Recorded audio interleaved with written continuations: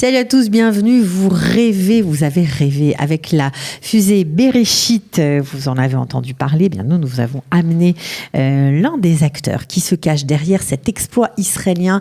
Toute catégorie, voilà, nous attendons l'alunissage de Bereshit pour le 11 avril 2019. Elle a décollé le 22 février, c'était il y a quelques semaines. On est avec Ariel Gomez de Space Hill qui va nous raconter son Alia Story. Ils ont relevé le défi de l'Alia. Alia Story, c'est vous, c'est nous. Ariel Gomez, merci d'être venu nous parler de votre parcours. Il faut parler bien près du micro. Okay. Voilà, c'est mieux comme ça. Bienvenue. Merci beaucoup, Boker Tov. Comment va la fusée ? Ça va, on est en orbite, on est à moitié du parcours. Moitié du parcours. On est bon. On est bon ? On est bon. Bon, on va en parler plus longuement, mais pour le coup, on aimerait bien savoir comment un petit Français qui a grandi à Nice s'est retrouvé dans cette petite équipe, mais tellement compétente pour faire partir cette fusée sur la Lune. Donc c'est incroyable. Vous êtes arrivé il y a tout juste 20 ans ? Oui, exactement. L'été 99, en août 99, l'année 2000, promotion 2000 au Machon Lev. Donc, à la fin je suis né à Bordeaux, j'ai grandi à Nice. Après mon bac, donc en finissant mon bac au mois de juin, à 17 ans, Vous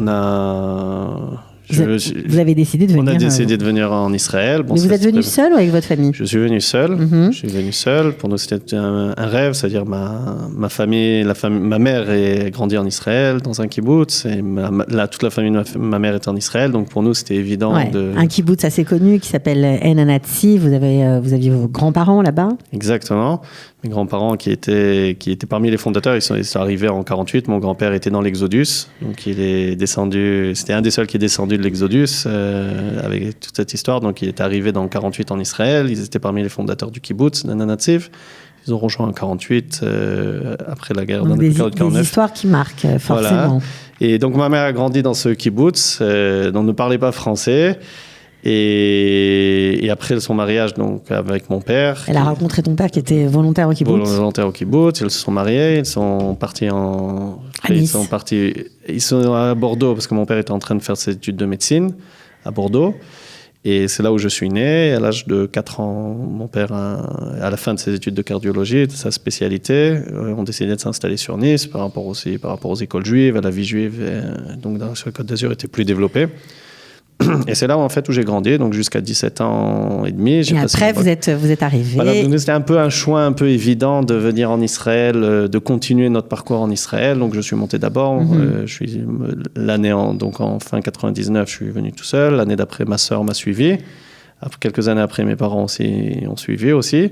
Alors, est-ce que vous pensiez à cette époque-là, puisque vous aviez le bac en poche, vous avez intégré le Machon Lev, vous avez étudié de l'ingénierie électronique, est-ce que vous pensiez à l'espace ou pas du tout ? Pas du tout. Vous n'étiez pas un petit garçon qui rêvait d'aller sur la Lune ?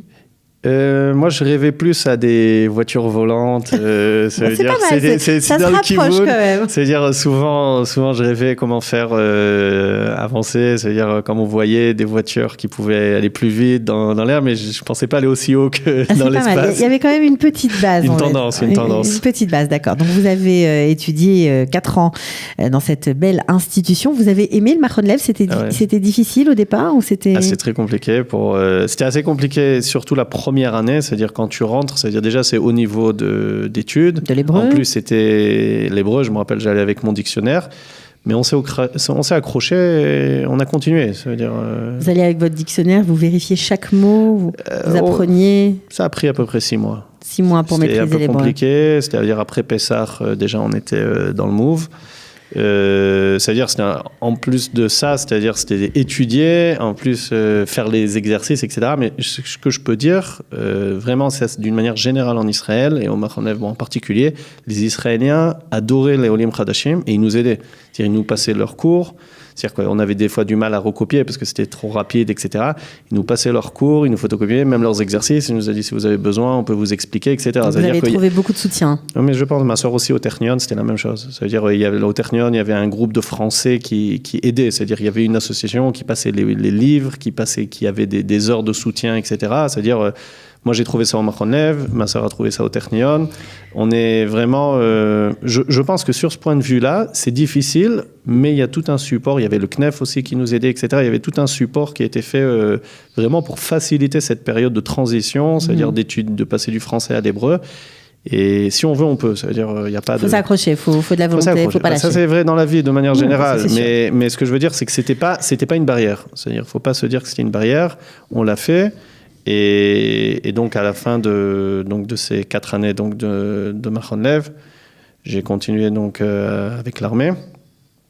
Oui, l'armée, vous auriez pu faire un service normal, mais non, vous avez été à Toudaï. Ça veut dire qu'on vous a octroyé le droit de faire vos études avant de faire l'armée, à condition de donner plus de temps à l'armée ensuite. Combien de temps vous avez donné Au total, je suis arrivé de 2003 jusqu'à 2011, ça veut dire presque, on peut parler de 8 ans et demi.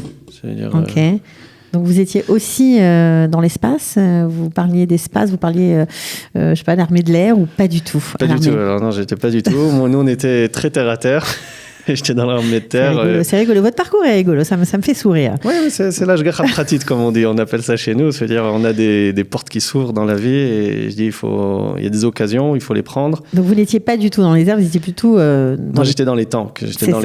On était dans une unité qui s'appelait RAPAT, Reshut Pitor Tankim, c'est-à-dire c'était l'unité de développement du tank Merkava. Donc moi, j'ai travaillé sur le développement du tank Merkava 4, surtout sur les systèmes de visée et systèmes électro-optiques, donc dans le tank.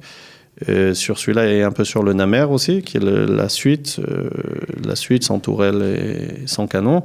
Et donc, en fait, ça a commencé comme ça. C'était très intéressant. Vous avez aimé cette période-là? Parce que vous êtes resté longtemps. Vous avez re-signé 2 fois. J'ai re-signé, voilà, parce que j'avais continué un master. J'avais re-signé aussi, parce qu'on m'avait demandé de re-signer aussi pour une période. Donc, vous auriez pu dire non?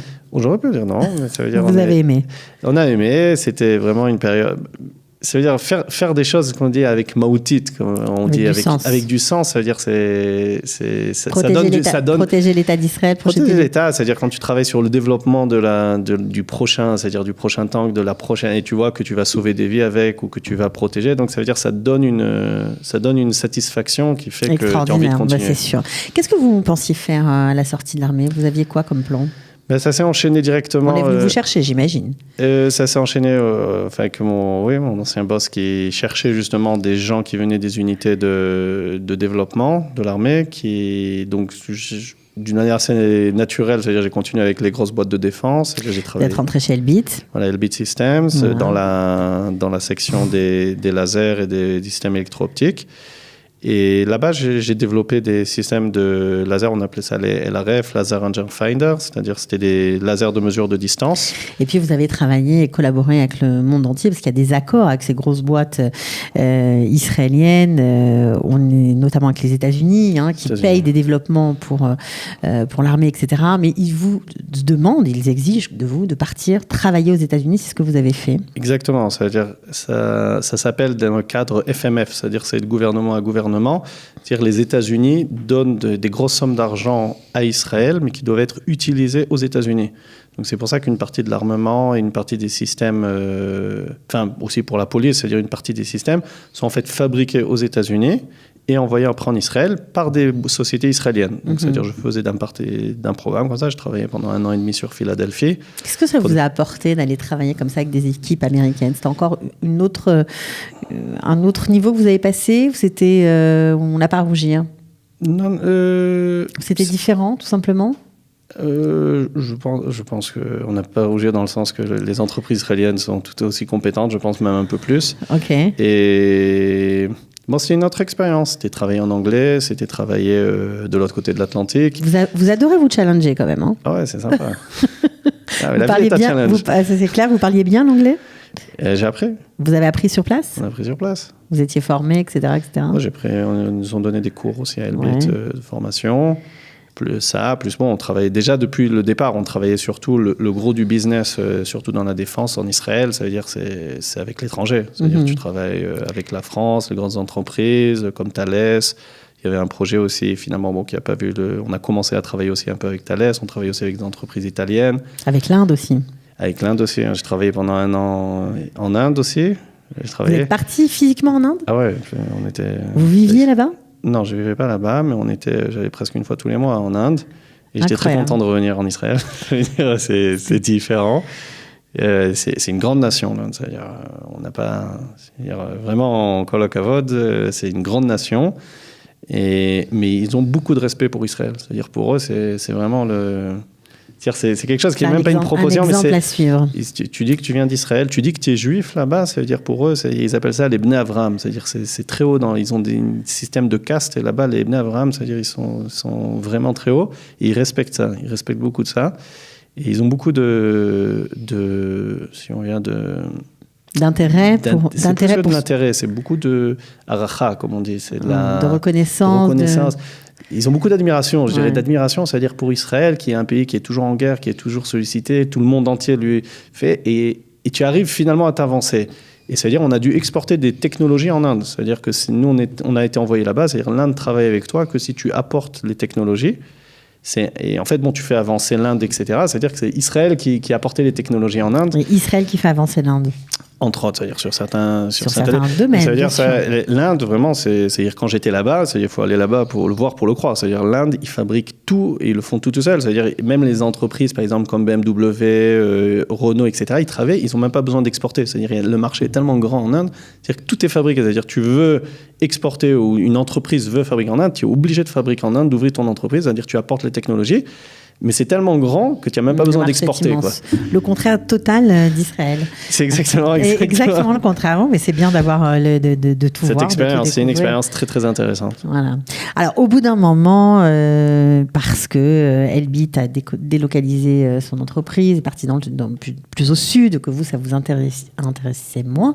C'était un peu compliqué de tout gérer, la famille, vous habitez à Beth Shemesh, donc les enfants, la distance, etc. C'était moins intéressant. Et puis peut-être que vous aviez envie d'aventure aussi. Donc vous quittez Elbit. Est-ce que vous avez été directement contacté par Space IL ou Space Hill, je ne sais pas comment on dit. Space IL. Space IL. Vous avez été contacté direct ou vous avez cherché un peu? Non, j'ai cherché, j'ai fait plusieurs tours. C'est-à-dire, il y avait une autre proposition qui était en parallèle, proposition intéressante. On ne peut pas détailler là pour d'autres raisons de sécurité, mais et finalement, je suis arrivé, donc j'ai eu cette proposition-là de Space IL. Et donc, je me rappelle quand je suis arrivé à l'entretien d'embauche, j'avais pas préparé l'entretien d'embauche dans le sens, j'avais pas regardé où est-ce que j'allais. C'est-à-dire, je suis arrivé à l'adresse, je suis rentré dans le bureau de l'entretien, donc qui était après mon futur patron. Il m'a dit, est-ce que tu sais ce qu'on fait? Je lui ai dit, on m'a dit que j'ai vu que c'était dans le domaine spatial, mais je sais pas exactement. Il m'a dit, écoute, on construit une fusée pour aller sur la Lune. Alors je lui ai dit, ça a l'air sympa. Je lui ai dit, mais Bémet, qu'est-ce que vous faites vraiment? Alors, il m'a fait quoi, t'as pas entendu? Vous n'avez pas cru. Non, ça veut dire, il m'a dit, on construit. Et je lui ai dit, mais c'est vraiment pourquoi c'est Tachlès. Ça veut dire, il m'a dit, oui, il me fait, tu n'as pas entendu parler de nous? Je lui ai dit, non, j'ai pas entendu. Il me fait, ça, c'est un problème. Il fait qu'il n'a pas entendu parler de nous. Et alors, je lui ai dit, mais moi, j'ai pas de formation, je viens pas de. Non, c'est-à-dire la majorité des ingénieurs qui sont avec nous sont des ingénieurs aéronautiques ou qui ont travaillé dans l'espace ou dans la Tassia Avirit. Je lui ai dit, moi, je viens d'un autre background. Et je dis, je viens des tanks, j'étais après dans les lasers. Je lui ai dit, moi, je serais enchanté. Je lui ai dit, mais ça vous va?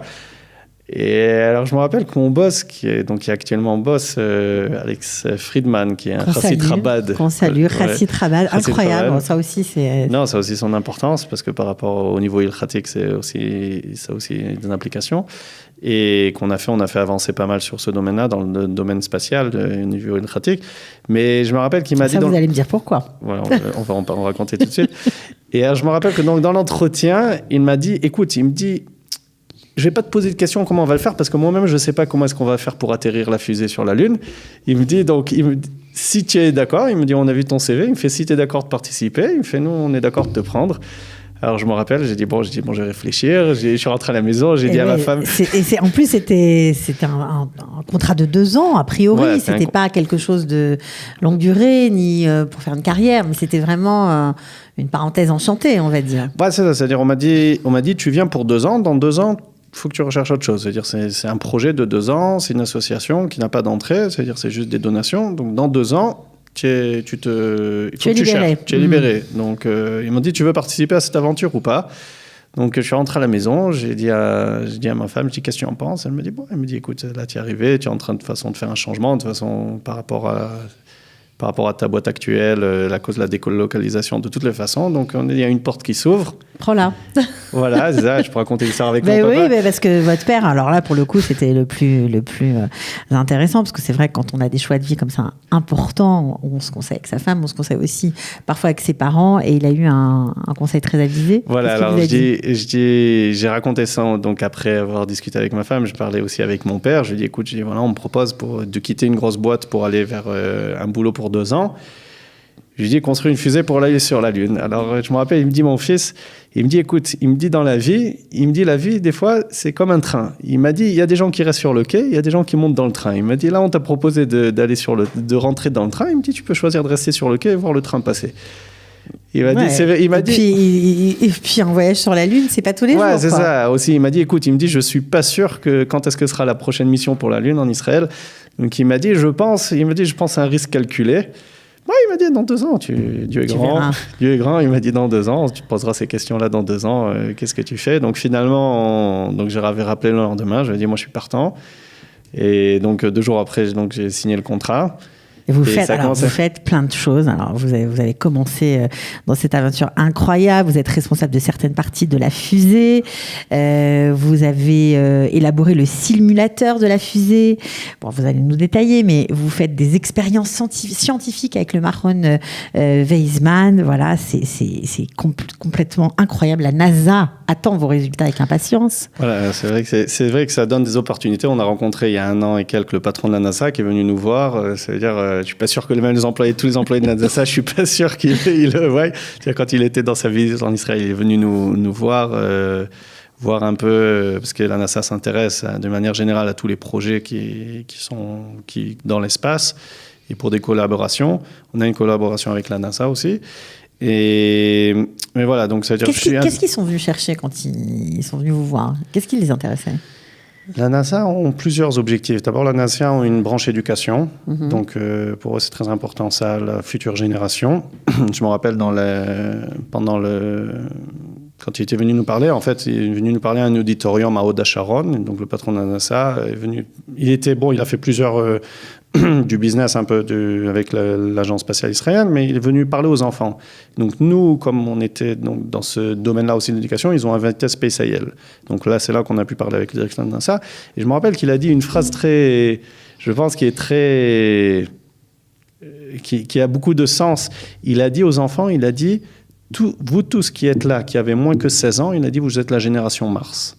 Il a dit, vous verrez des gens aller sur Mars. Et il a dit, peut-être vous marcherez sur Mars. Il a dit, tous ceux qui ont dans au-dessous de 16 ans. Vous savez qu'ils ont lancé un appel aux familles, et ils cherchent des familles juives, si ça vous intéresse, des familles juives pour aller faire ou participer au vol sur Mars, qui auront lieu, je crois, en 2025 ou 2026. Ouais, c'est encore loin. Je pense que ça sera plus vers les 2030. 2030, d'accord. Il faut s'inscrire, enfin c'est un truc de fou. Non, mais c'est ça, mais ça veut dire, c'est vraiment, on est proche, c'est-à-dire on va le voir, c'est-à-dire on va le voir et on va le vivre. On va vivre des familles entières vont partir sur Mars. Alors ça, d'abord, je pense que ce sera plus des équipes scientifiques qui vont aller parce qu'il y a pas mal de problèmes de radiation, etc. C'est-à-dire on n'a pas résolu tous les problèmes. Il y a d'ailleurs des entreprises israéliennes qui travaillent avec la NASA pour faire des boucliers, en fait, contre les radiations, parce que sur Mars, il y a beaucoup moins d'atmosphère. Donc sur la Terre, c'est-à-dire quand on étudie sur la Terre, on voit qu'on est protégé, mais d'une manière, c'est-à-dire qu'on puisse sortir avec des habits normaux, c'est-à-dire c'est extraordinaire. C'est-à-dire c'est vraiment... C'est-à-dire plus tu étudies, plus tu vois comme tu es protégé, la ceinture, l'atmosphère, la ceinture magnétique autour de la Terre te protège des éruptions solaires, etc.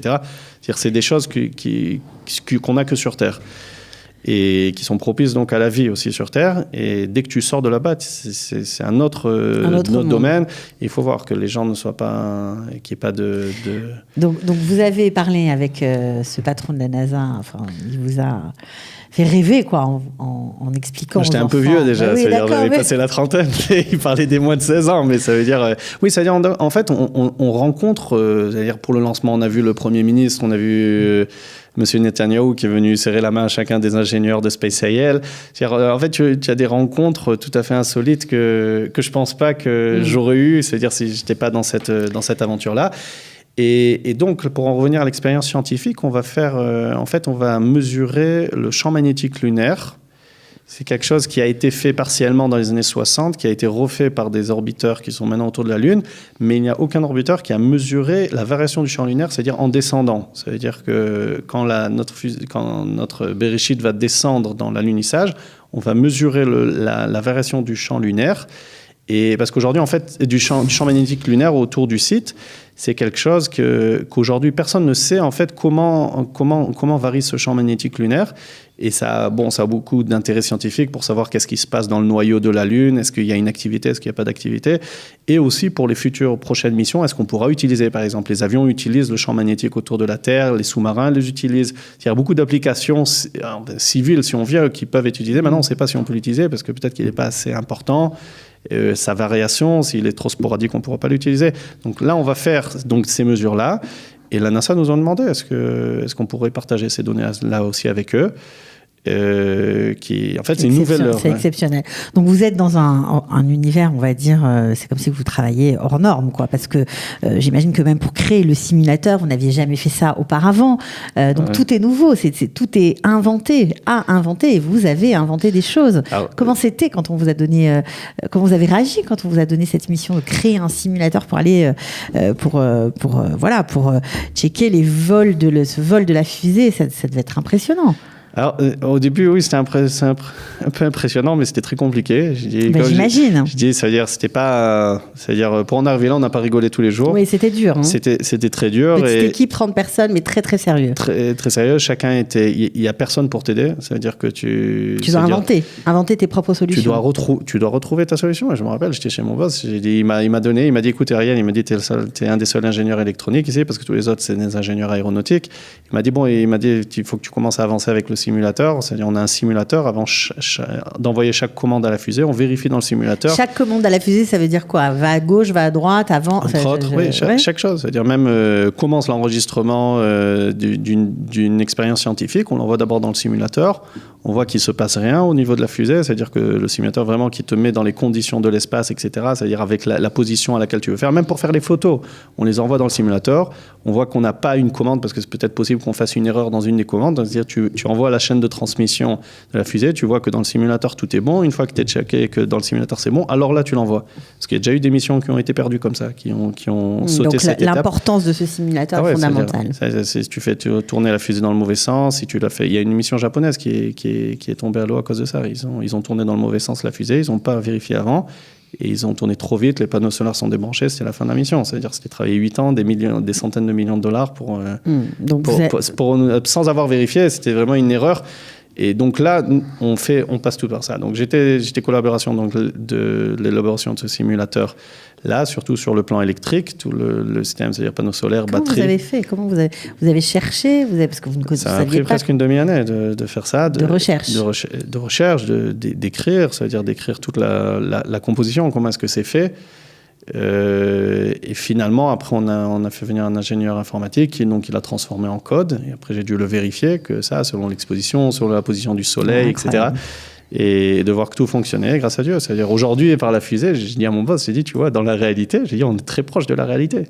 C'est-à-dire, il m'a dit, oui, c'était sympa. Vous voyez votre grand sourire, parce que nous, on est déchaînés, mais vous n'êtes pas le seul, quoi. On n'est pas les seuls. Vous aussi, vous êtes très agités par cet exploit incroyable. Vous m'avez même raconté que parfois, vous vous êtes retrouvés seuls au milieu de la nuit, parce que vous avez aussi des gardes, vous êtes aux commandes, et vous parliez à la fusée, voilà. C'est effectivement, c'est-à-dire 24 heures sur 24, donc on suit, on voit que tout se passe comme il faut. Donc on fait des gardes, c'est-à-dire jeudi dernier, c'était moi qui était de garde sur la fusée, donc on a fait une expérience scientifique, parce que je m'occupe de ce module, qu'on a envoyé au Machon Weizmann. Vendredi matin, ils m'ont envoyé les résultats, ils m'ont dit Dei Magniv, c'est-à-dire ils étaient comme des fous de voir ça. C'est-à-dire on a calculé en fait le champ magnétique de la Terre en fond quand on s'éloignait, tu vois le champ qui descend, etc. C'est-à-dire aussi ils étaient très excités, le Machon Weizmann, d'avoir ces résultats, parce que bon, c'est les résultats les plus éloignés de la Terre qu'on ait reçus. C'est incroyable. Et voilà, et un moment, une des fois au milieu de la nuit, donc quand j'envoyais des commandes avec la fusée, je me dis mais je suis en train de parler avec un engin qui à 200 000 km dans l'espace. C'est-à-dire qu'il te répond. C'est-à-dire tu lui envoies une commande, il te répond et tu vois la réponse, c'est-à-dire sur les panneaux qui s'affichent en face. C'est-à-dire, comme il disait notre CEO, il a dit, je ne pense pas que vous réalisez ce que vous êtes en train de faire. Nous, on réalise. On se rend compte que c'est un truc démentiel. Alors, on pourrait parler encore très, très longtemps avec vous. Il y a plein de choses à raconter, plein de choses à dire. Est-ce qu'elle va vraiment à l'unir, la fusée ou pas? Parce que j'imagine que c'est compliqué. Personne n'a jamais fait ça. Donc, c'est vraiment la question à 20 millions de dollars, comme on dit chez nous, quoi. Ça veut dire...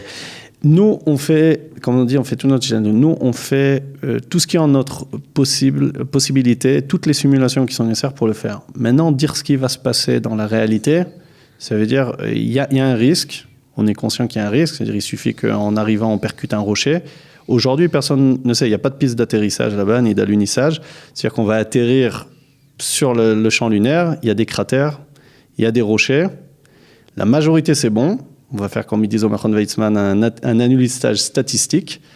Mais il y a un risque. Il y a des risques. Il y a des risques. C'est-à-dire que si la fusée touche un rocher, elle peut... Et qu'elle se renverse. Elle peut exploser, elle peut pas exploser. Elle se renverse, donc on n'a plus les antennes dans les bonnes orientations, les panneaux solaires qui sont plus orientés soleil, et c'est terminé, c'est la fin de la mission. Alors comment on fait ça pour lutter contre ça?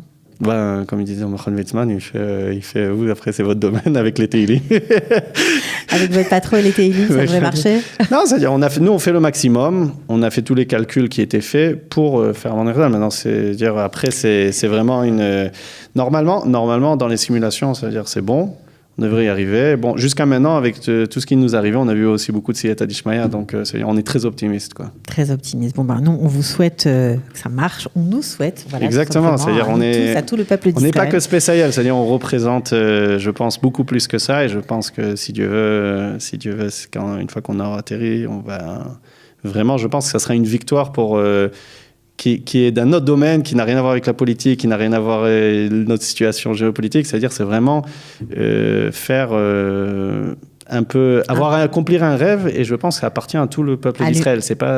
Au peuple d'Israël, et puis c'est un cadeau pour l'humanité entière. Pour l'humanité, pour le peuple juif, et vraiment là, on a beaucoup d'émissions. C'est-à-dire, il y a beaucoup de juifs américains qui s'intéressent à ça. Ça veut dire que tous les juifs sont sensibilisés à ce programme. Par ce programme-là. C'est-à-dire, ils ressentent une association là, c'est-à-dire les Juifs américains aussi se sentent touchés par ça. C'est-à-dire c'est extraordinaire. Et puis nous, on est très fiers parce que vous êtes quand même 3 francophones au sein de cette aventure spatiale, voilà, l'israélienne. C'est vraiment génial. On aura peut-être l'occasion de leur parler, de les rencontrer. C'est quoi la suite? On sait ou pas? Pour l'instant, on est...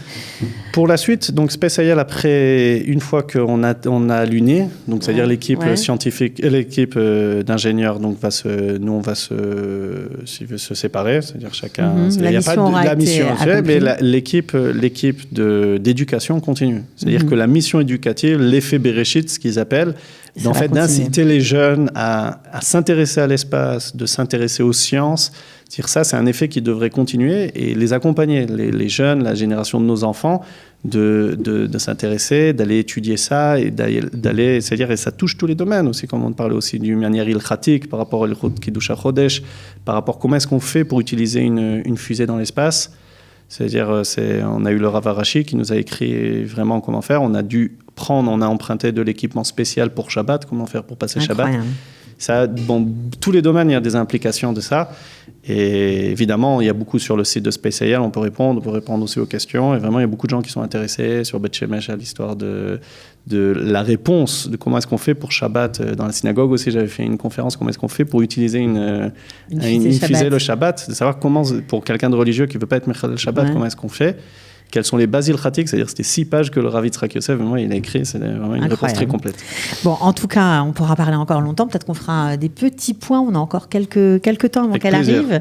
Voilà, ce sera pratiquement pour Pessah, cet alunissage. La semaine d'avant Pessah. La semaine d'avant Pessah, moi je sais pas, ça me fait bizarre de faire ce genre de compte. En tout cas, merci beaucoup, on vous souhaite de continuer à faire vibrer Israël dans votre cœur et dans nos cœurs aussi. Par la science, pourquoi pas, ça vous va tellement aussi, bien. Cette semaine, on a une manœuvre, donc je suppose que s'il y aura des bonnes nouvelles aussi dans les journaux. Bon. On est à la moitié du trajet maintenant de la Lune, et dans 2 semaines, on devra arriver autour de la Lune. Donc la semaine prochaine aussi, on a c'est une manœuvre, si Dieu veut. Et Bon, en tout cas, un on est en très bon chemin. joli parcours d'Alia. Vous êtes vraiment très bien intégré. J'espère que vous donnerez l'idée à Il n'y a d'autres pas de limite. francophones. C'est-à-dire, Il n'y a pas de limite. Ah ben non, il n'y a pas de limite. Il y a Là, pas de c'est limite. clair. C'est-à-dire, on peut arriver partout, même dans l'espace. C'est-à-dire, un francophone, il faut pas. La langue n'est pas une limite. Ouais. Il y a pas. Les Israéliens sont très très chaleureux avec les francophones, enfin les francophones et tous les Olim. Il n'y a pas de limite. Ils adorent ça et il faut pas. La limite, c'est nous qui nous l'imposons. C'est-à-dire, tu fais ton alia, tu peux arriver n'importe où. Quoi. Même dans l'espace. Même dans Allez, l'espace. merci beaucoup. Shavu en tout Tov, cas, de c'est bonnes nouvelles. Un Purim plaisir, Sameach. Ariel Gomez, de vous avoir. Purim Sameach à tous. À bientôt. Merci. Ciao. Bye. Ils ont relevé le défi de l'Alia. Alia Story, c'est vous, c'est nous.